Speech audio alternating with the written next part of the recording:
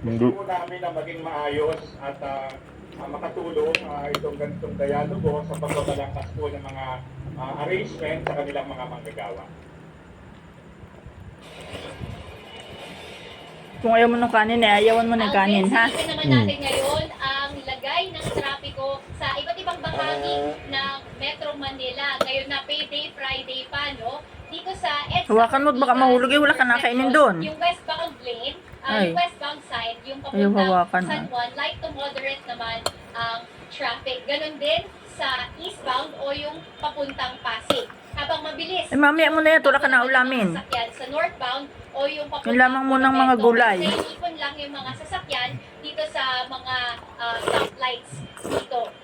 Diyan naman sa may EDSA Guadalupe, Alvin, mas kita natin dito yung traffic, no? Sumabay pa kasi yung ulan kanina at patuloy pa rin yung pag-uwi ng mga tao mula sa trabaho. Actually, sa lagay na yan, humupa na yung rush hour traffic kanina.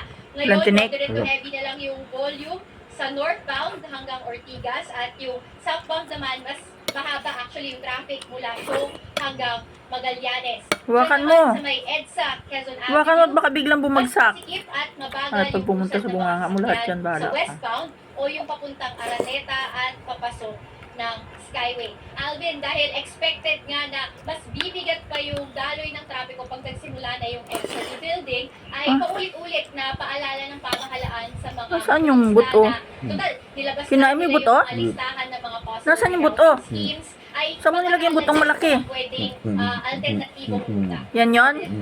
Andi doon sa Pula meeting dyan mo? sa mga negosyante, natalakay ba kung may epekto itong EDSA rebuilding sa presyo at supply ng mga pangunahing bilihin, lalo-lalo na sa mga supermarket. Walang buto sa tiyan?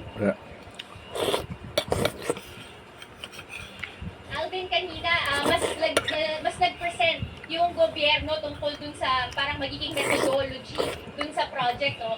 May mga lumabas lang na ilang mungkahi na interventions na yun nga, parang kung magpapatupad man ng work from home, sana hindi naman lahat, parang payagan pa rin yung mga businesses na kumbaga gumawa ng sarili nilang mga diskarte, kausapin yung mga manggagawa nila. Pero dun naman sa tanong sa mga posibleng pagtaas ng presyo, nakapanayam, meron na tayong panayam kay DTI Secretary Maria Cristina Roque, no? At ayon sa kanya, nung initial naman yung kinausap ng mga ilang manufacturers, ay wala pa naman silang sinabing posibleng pagtaas na ng presyo. Okay, salamat.